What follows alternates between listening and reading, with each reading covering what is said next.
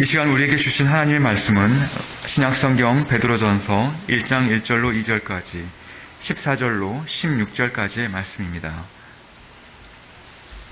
말씀을 봉독하겠습니다. 예수 그리스도의 사도 베드로는 본도, 갈라디아, 갑바도기아, 아시아와 비두니아에 흩어진 나그네 곧 하나님 아버지의 미리하심을 따라 성령이 거룩하게 하심으로 순종함과 예수 그리스도의 핏부림을 얻기 위하여 택하심을 받은 자들에게 편지하노니 은혜와 평강이 너희에게 더욱 많을지어다. 너희가 순종하는 자식처럼 전에 알지 못할 때에 따르던 너희 사욕을 본받지 말고 오직 너희를 부르신 거룩한 이처럼 너희도 모든 행실에 거룩한 자가 되라. 기록되었으되 내가 거룩하니 너희도 거룩할지어다 하셨느니라. 아멘. 이 시간 안선진 목사님 나오셔서 거룩한 나그네로의 부르심이라는 제목으로 말씀 전하시겠습니다.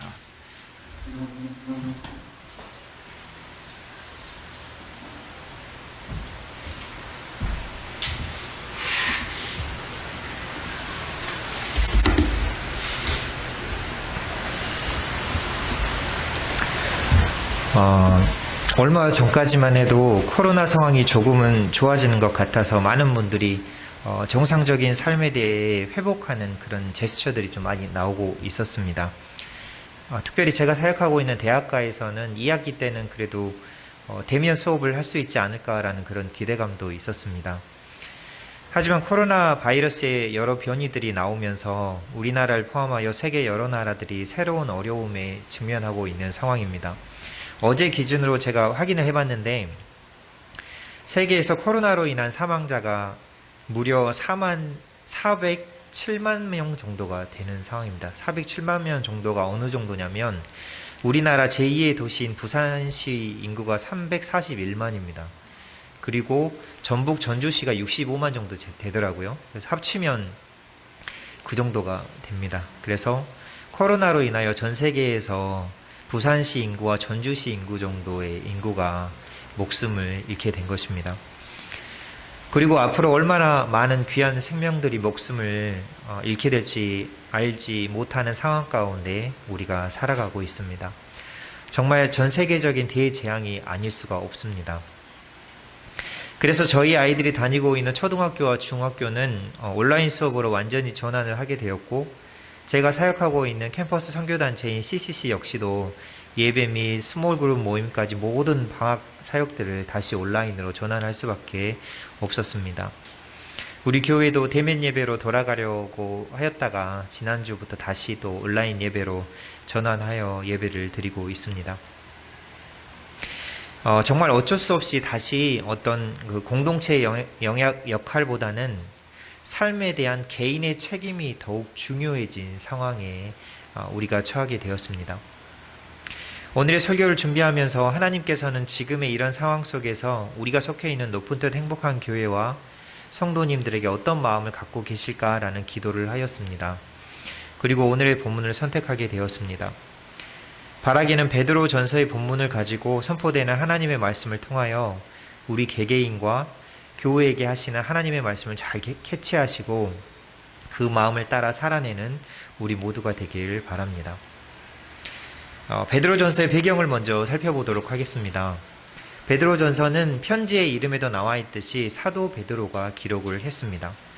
베드로가 이 편지를 기록할 당시 베드로는 로마에 있었던 것으로 추정이 됩니다. 그 이유는 골로새서와 빌레몬서에 따르면 마가가 로마에 있었다는 기록이 나오는데 베드로 전서에 보면 비슷한 시기에 베드로가 그 마가와 함께 있었기 때문입니다. 또한 교회사의 전승에 따르면 베드로는 인생의 마지막 몇 년을 로마에서 보냈으며 AD 68년에 로마 황제 네로에 의해서 순교를 당한 것으로 전해져 있습니다. AD 64년에 로마에 대화재가 있었습니다. 그런데 로마 황제 네로는 그 화재의 원인을 당시 기독교의 범행으로 몰아갔고 이로 인하여 기독교인들에게 대박해가 일어나게 되었습니다. 많은 수의 학자들이 베드로 전서는 네로의 기독교인 박해가 시작되기 바로 직전인 AD 64년경에 기록이 된 것으로 추정을 하고 있습니다. 베드로 전서라는 편지를 받는 당시 서신자들은 소아시아 지역, 지금의 터키 지역에 흩어져 살고 있었던 그리스도인들입니다. 당시 그리스도인들은 이방 사회 속에서 여러 가지 고난들을 많이 겪으며 살아가고 있었습니다. 드러내놓고 그리스도인임을 밝히기 어려웠던 상황상 그들은 여러 가지 경제적, 사회적 불이익을 감수할 수밖에 없었습니다. 그들은 그리스도를 믿는다는 단 하나의 이유만으로 갖은 비방과 인격 모독과 일터에서의 해고와 폭행, 심지어는 죽임까지도 당하며 살아가고 있었습니다. 그들은 대다수의 비그리스도인들 가운데 소수의 그리스도인으로 살아가고 있었는데 이것은 마치 낯선 환경에 처해 있는 외국인이자 정처 없이 떠도는 나그네의 상황과도 같았습니다.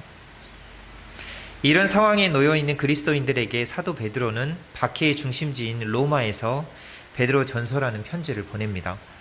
이 편지를 통해서 신앙으로 인해 고난을 당하며 흩어져 살아가고 있는 그리스도인들로 하여금 하나님의 은혜 가운데 굳게 서서 고난을 극복하도록 격려하는 메시지를 전달하고 있는 것입니다. 그러면 본문으로 들어가 보도록 하겠습니다. 오늘의 본문은 이런 베드로 사도의 격려의 편지를 시작하는 부분에 해당이 됩니다. 오늘의 본문 1, 2절 제가 다시 한번 읽어보도록 하겠습니다. 여러분도 눈으로 따라서 읽어주시면 좋을 것 같습니다. 예수 그리스도의 사도 베드로는 본도, 갈라디아, 갑바도기아, 아시아와 비두니아에 흩어진 나그네 곧 하나님 아버지의 미리 하심을 따라 성령이 거룩하게 하심으로 순종함과 예수 그리스도의 핏부림을 얻기 위하여 택하심을 받은 자들에게 편지하노니 은혜와 평강이 너희에게 더욱 많을지어다. 아멘. 먼저 편지를 보낸 성신자에 대해서 잠시 더 설명을 하도록 하겠습니다. 1절에 보면 이 편지에서 베드로는 자신을 예수 그리스도의 제자가 아니라 예수 그리스도의 사도라고 칭하고 있습니다. 제자나 사도나 그것이 아니냐라고 말을 할 수도 있을 것 같습니다. 하지만 이 단어들이 담고 있는 의미에는 큰 차이가 있습니다. 제자라는 단어는 우리가 익히 알고 있듯이 어떤 스승으로부터 가르침을 받고 있거나 받은 사람을 말합니다. 하지만 사도라는 단어는 누군가를 대신하는 대리자의 자격을 품고 있습니다. 베드로가 그의 편지 첫머리에 예수 그리스도의 사도, 즉 헬라어로 보면 아포스톨로스 이에이수 크리스투라고 표현을 한 것에는 이 편지를 베드로라는 한 개인의 자격으로 보낸 것이 아니라 예수 그리스도로부터 공식적으로 보냄받은 대리자의 자격으로서 예수님의 말씀을 대언하는 편지를 보내고 있다는 사실을 말해주고 있습니다. 유대 역사가인 요세푸스도 유대인 사이에서 이 용어가 공적 성격을 띤 사절이라는 의미로 쓰였다고 말하고 있고 구약 헬라어 번역 성경인 70인역에서도 이 용어가 이러한 의미로 사용되기도 했습니다. 베드로가 사도로서 베드로 전서를 보냈다는 것은 베드로 자신의 개인적 견해를 기록한 것이 아닌 예수 그리스도의 말씀을 성령의 감동을 따라 그리스도의 대행자로서 기록한 것이란 사실을 밝히고 있는 것입니다. 그렇다면 이번에는 이 편지를 받는 수신자들에 대해서 잠시 또 살펴보도록 하겠습니다. 1절에 보면 사도 베드로는 그의 편지의 수신자들을 본도, 갈라디아, 갑바도기아, 아시아와 비두니아에 흩어진 나그네라고 표현을 하였습니다. 앞에서 설명을 했듯이 여기에 기록된 지역들은 현재 터키 지역에 위치한 지역입니다. 이 지역에 있는 흩어진 나그네들에게 편지를 보내고 있다고 기록이 되어 있습니다. 여기서 흩어진으로 번역이 된 헬라어 원형은 우리가 많이 들어봤듯이 디아스포라라는 단어입니다. 이 단어는 분산, 흩어진 자라는 의미를 가지고 있습니다. 여기서 말하는 흩어진 나그네들은 어느 한 곳에 모여있지 못하고 여러 지역에 흩어져서 거주하고 있는 그리스도인들을 가리키고 있습니다. 즉 본문에서 베드로는 소아시아, 지금의 터키의 여러 지역에 흩어져 거주하고 있던 그리스도인들을 가리켜 흩어진 나그네라고 표현을 하고 있습니다. 현재 코로나로 인하여 모일 수 없어서 각자의 장소에 흩어져 있는 우리들의 모습을 연상하게 하는 것 같습니다. 그런데 베드로는 이 편지의 수신자들을 흩어진 그리스도인이나 흩어진 성도라고 표현하지 않고 흩어진 나그네라고 표현을 하고 있습니다. 여기에서 나그네로 번역이 되는 헬라어는 낯선 사람, 외국인, 나그네를 의미합니다. 그래서 NIV 성경에서 보면 strangers in the world, 세상에서 낯선 자들로 번역을 하였고 NASB 성경에서는 those who reside as aliens, 외국인으로 거주하고 있는 자들로 번역을 하였습니다. 즉 베드로는 이 편지에서 그리스도인들을 이 세상에서 낯선 자들, 이 세상에서 잠시 나그네 생활을 하고 있는 자들로 규정을 하고 있는 것입니다. 그런데 비단 베드로 사도뿐만 아니라 히브리서 저자나 사도 바울 역시도 그리스도인들을 이 세상에서 잠시 나그네 생활을 하고 있는 자들로 보고 있습니다. 히브리서 13장 14절을 보면 그리스도인들을 이 땅에는 영원한 도성이 없으므로 앞으로 올 곳을 찾는 자들로 표현을 하였고, 사도 바울 역시 빌립보서 3장 20절에서 그리스도인들을 시민권이 하늘에 있는 자들로 표현을 하였습니다. 이들이 이와 같이 공통적으로 말하는 것처럼 그리스도인들은 보이는 이 세상이 아닌 장차 나타날 영원한 하나님의 나라를 인생의 궁극적인 종착지로 삼고 그곳을 향해 걸어가는 나그네의 순례자들인 것입니다. 그런데 오늘의 본문 2절에 보면 이 편지의 수신자들을 표현하는 다른 표현이 하나 나옵니다. 바로 택하심을 받은 자들이라는 표현입니다. 원문에서 이 단어는 1절에 흩어진 나그네라는 의미의 헬라어와 동격으로 쓰였습니다. 이것은 택하심을 받은 자들이 곧 흩어진 나그네임을 나타내고 있습니다. 그렇다면 이 편지의 수신자인 흩어진 나그네, 곧 택하심을 받은 자들은 누구에 의해서 택함을 받은 자들을 말하고 있는 것일까요? 본문 2절에 나와 있습니다. 그들이 삼위일체 하나님에 의해서 선택함을 받은 자들임을 사도 베드로는 말하고 있습니다. 하나님 아버지의 미리 아심을 따라 성령이 거룩하게 하심으로 순종함과 예수 그리스도의 핏부림을 얻기 위하여 택하심을 받은 자들, 즉 성부 하나님께서 미리 하신 예정에 따라 선택하신 자들을 성령 하나님의 거룩하게 하심을 통하여 성자 하나님께서 그의 피로 깨끗하게 씻기시고 그에게 복종케 하심으로 구원을 이루어 가신 자들을 말합니다. 지금까지 말씀을 한번 잠깐 정리를 해보도록 하겠습니다.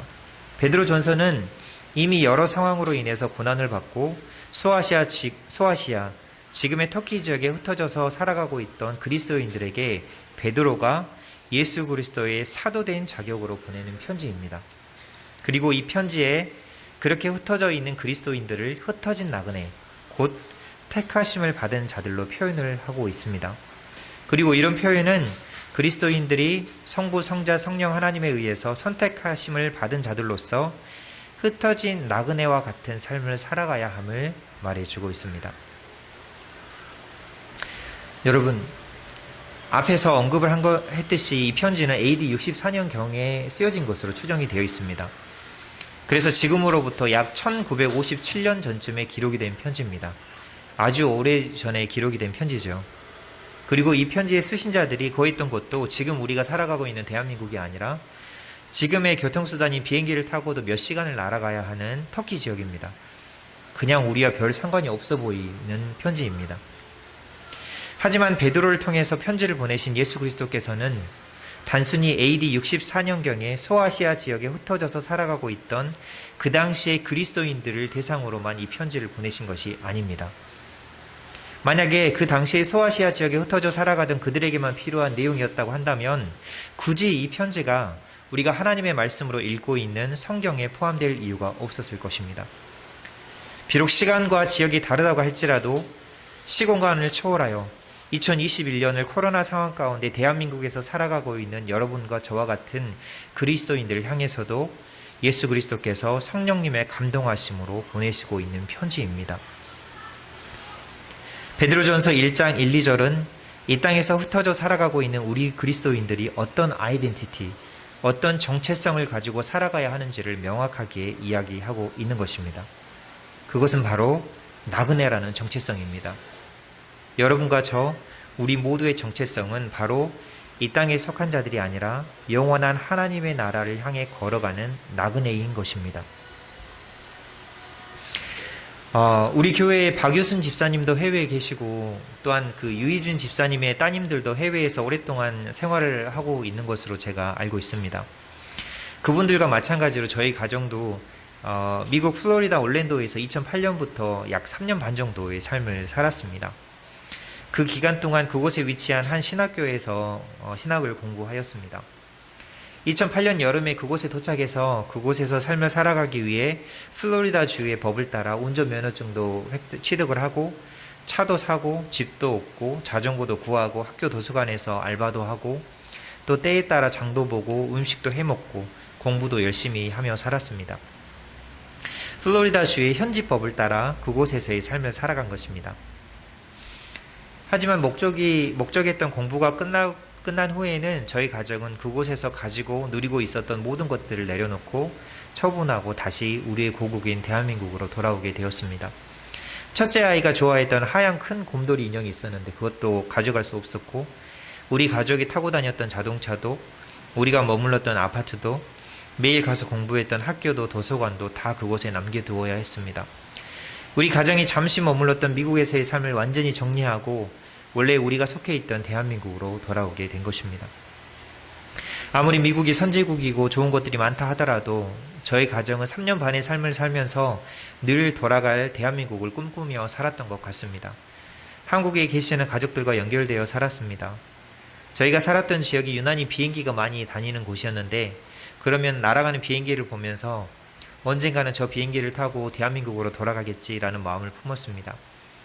우리가 태어나고 자라온 나라, 어딜 가도 쉽게 한국 음식을 먹을 수 있는 나라, 언어와 문화가 같은 나라, 내 가족이 있는 나라, 그 나라를 꿈꾸며 3년 반이라는 시간을 보냈던 것 같습니다.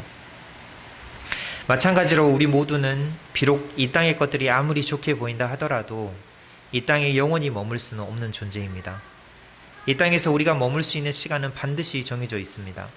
그리고 각자를 향한 하나님의 때가 되면 우리는 이 땅에서의 삶을 미련 없이 털어버리고 영원하고 완전한 하나님의 나라로 돌아가게 되어 있습니다. 우리의 구세주 예수 그리스도께서도 이 땅에서의 짧은 30여 년의 인생을 사시면서 늘 성부 하나님과의 깊은 교제 가운데 이 땅에서 나그네로서의 삶을 사셨습니다. 세상의 영광을 구하지 않으셨고 하나님 아버지의 뜻이 이 땅 가운데 이루어져 가길 기도하셨고, 그렇게 그 뜻을 이루어 가시는 나그네로서의 삶을 살아가신 것입니다. 그리고 마침내 예수님의 이 땅에서의 삶이 끝나시자 예수님께서는 성부 하나님의 곁으로 돌아가셨습니다. 우리의 구세주, 우리의 하나님이신 예수 그리스도께서 그런 삶을 사셨고, 예수 그리스도께서는 AD 64년경 로마 시대를 살아가고 있던 흩어진 그리스도인들에게도 그렇게 살아가라고 하셨으며, 또한 2021년 대한민국에서 코로나19로 인하여 흩어져 살아가고 있는 우리 모두에게도 각자의 삶의 자리에서 영원한 하나님의 나라를 향해 걸어가는 나그네의 삶을 살아가라고 말씀하고 계십니다. 그렇다면 이 땅에서 나그네로서의 삶을 우리들의 실제의 삶에서 어떻게 살아가야 하는 것일까요? 오늘의 본문 14절부터 16절을 제가 다시 읽겠습니다. 여러분들 눈으로 따라서 읽어주십시오. 너희가 순종하는 자식처럼 전에 알지 못할 때에 따르던 너희 사욕을 본받지 말고 오직 너희를 부르신 거룩한 이처럼 너희도 모든 행실에 거룩한 자가 되라. 기록되었으되 내가 거룩하니 너희도 거룩할지어다 하셨느니라. 아멘. 사도 베드로를 통해서 말씀하시는 예수님께서는 14절과 같이 전에 알지 못할 때에 따르던 너희 사욕을 본받지 말라고 하십니다. 구원받기 이전의 상태와 구원받은 이후의 현재 신분을 대조하면서 과거의 모습을 단절하고 현재의 신분에 맞는 삶을 살아갈 것을 말씀하고 계십니다. 하나님을 알기 전에 자신의 욕심을 따라 살아갔던 삶에서 돌이켜 이제는 하나님의 자녀로서 하나님께 순종하는 삶을 살아가라고 말씀하시는 것입니다. 그렇다면 오늘의 본문에서 말하고 있는 하나님의 자녀로서의 삶은 어떤 삶을 말하고 있을까요? 쉽게 찾아볼 수 있습니다. 15절, 16절에 기록이 되어 있듯이 거룩한 삶입니다. 그러면 왜 거룩한 삶을 살아가라고 하십니까? 16절에 나와 있습니다. 기록되었으되 내가 거룩하니 너희도 거룩할지어다 하셨느니라. 아멘. 그리스도인들을 부르시고 선택하신 하나님께서 거룩하시기 때문입니다. 그리스도인들의 아버지이신 하나님께서 거룩하시기 때문에 그분의 말씀에 순종하여 그리스도인들도 거룩한 삶을 살아가라고 하시는 것입니다.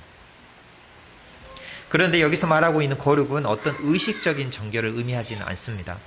유대인들이 지키던 전통, 즉 음식을 먹기 전에 손을 씻거나 시장에서 돌아와서 반드시 물을 뿌리고 먹거나 그 외에도 잔과 그릇을 씻는 관례 등에 관한 정결을 이야기하는 것이 아니라 거룩하신 하나님과 교제함에 있어 반드시 필요한 영적, 도덕적 성결에 대해서 이야기를 하고 있습니다. 베드로 사도는 소신자들이 세상적인 욕심을 따르는 삶이 아니라 하나님의 정결함을 닮아가는 거룩한 삶을 살아가야 한다는 것을 말하고 있습니다. 그런데 베드로 사도가 이야기하는 거룩한 삶은 단순히 내면적이거나 존재론적인 변화에만 그치는 것이 아닙니다. 왜냐하면 베드로 사도는 15절에서 오직 너희를 부르신 거룩한 이처럼 너희도 모든 행실에서 거룩한 자가 되라고 하며 세상 속에서 실제적으로 살아가는 실천적인 면을 포함시키고 있기 때문입니다. 그렇다면 또 이런 질문이 떠오를 수 있습니다. 우리의 실제의 삶에서는 그렇다면 어떻게 거룩한 삶을 살아갈 수 있을까요? 그것은 바로 우리의 존재가 예수 그리스도의 보혈로 거룩함을 받을 수 있었던 것처럼 우리의 행실 역시 거룩의 근원 되시는 하나님으로 인하여 거룩함을 받아야만 합니다. 잠시 빌립보서 2장 13절을 제가 읽도록 하겠습니다. 너희 안에서 행하시는 이는 하나님이시니 자기의 기쁘신 뜻을 위하여 너희에게 소원을 두고 행하게 하시나니. 아멘. 우리의 하나님은 인격적인 분이십니다. 그래서 하나님의 자녀들을 통하여 하나님의 뜻을 따르는 선한 삶을 살아가게 하시되 그것을 강압적으로 시키시는 것이 아니라 먼저 그리스도인들의 마음속에 소원함을 주시고 이에 따라 그리스도인들이 자발적으로 기쁘게 선한 일들을 해나가게 하시는 것입니다. 그런데 그렇게 하나님께서 주시는 선하고 거룩한 마음을 품기 위해서는 거룩하신 하나님을 가까이 해야 합니다. 사자성어 중에 근목자흑이라는 말이 있습니다. 검은 먹을 가까이 하면 자신도 모르게 검게 된다는 뜻으로 사람이 훌륭한 스승을 만나면 스승의 행실을 보고 배움으로써 자연스럽게 스승을 닮아가게 되고 나쁜 무리와 어울리면 보고 듣는 것이 잘못된 것이어서 자신도 모르게 잘못된 방향으로 나아가게 된다는 것을 일깨워주는 말입니다. 금목자흑이라는 사자성어와 같이 하나님의 거룩하심을 닮아 우리들의 일상적인 생활에서 거룩한 삶을 살아가기 위해서는 거룩하신 하나님을 가까이 해야 합니다. 야고보서 4장 8절을 보면 하나님을 가까이 하라 그리하면 너희를 가까이 하시리라고 하십니다. 그래서 우리는 주일의 교회 공동체로서 하나님의 말씀을 듣지만 그것뿐만 아니라 코로나로 인하여 초개인화되어 가고 있는 지금의 시대 가운데 각자의 매일의 삶에서도 하나님의 말씀을 가까이 해야 합니다. 실천적으로 각자의 매일의 삶 가운데 하나님의 마음이 기록되어 있는 성경을 가까이 해야 합니다. 코로나로 인하여 함께할 수 없는 이 시기이기에 각자의 매일의 삶 속에서 하나님의 말씀을 읽고 묵상하며 조용히 기도로 하나님께 나아가는 삶을 각자가 의지적으로 선택하며 살아가야 합니다. 그럴 때 우리는 각자의 삶 가운데 개개인을 향하신 하나님의 선하신 뜻을 알게 될 것입니다. 그리고 우리들의 삶에서 하나님의 선하신 뜻을 행할 선한 동기를 갖게 될 것이며 그 선한 동기를 따라 하나님께서 바라시는 거룩한 삶을 코로나 상황 가운데서도 살아갈 수 있게 될 것입니다. 이제 말씀을 정리하고 마치겠습니다. 하나님께서는 오늘 사도 베드로의 서신을 통해서 우리들에게 말씀하십니다. 비록 우리가 코로나로 인하여 일주일에 얼굴 한번 대면하여 보는 것도 어려워진 시대를 살아가고 있지만 그것과 상관없이 이 땅에 잠시 왔다가 하나님 나라라는 본향을 향해 돌아가야 하는 거룩한 나그네의 삶을 살아가라고 하십니다. 그리고 그렇게 하기 위해서는 지금 각자에게 주어진 일상생활에서 하나님을 가까이 하라고 말씀을 하십니다. 비록 코로나19가 변이에 변이를 거듭하는 상황을 살아가고 있지만 그래서 개인 삶의 많은 부분들도 제약을 받고 있지만 그럼에도 불구하고 이런 상황들로 인하여 일희일비하지 않고 늘 하나님과 깊은 교제 가운데 거함으로 하나님께서 주시는 절대적인 평안 가운데 거하시는 우리 모두의 인생 되시기를 바랍니다. 제가 기도하겠습니다. 하나님, 비록 코로나 상황이 나아지지 않고 오히려 더욱 심각해져 가고 있는 이런 시기 가운데서도 우리가 우리의 인생의 안테나를 하나님께 맞추게 해주셔서 감사합니다. 오늘 베드로 사도를 통해서 말씀하신 것처럼 창조주 하나님을 더욱 가까이 함으로 하나님께서 원하시는 거룩한 나그네의 삶을 살아가는 저희 모두들 되게 하옵소서. 우리들의 삶과 교회의 머리 되시는 예수님의 이름으로 기도합니다. 아멘.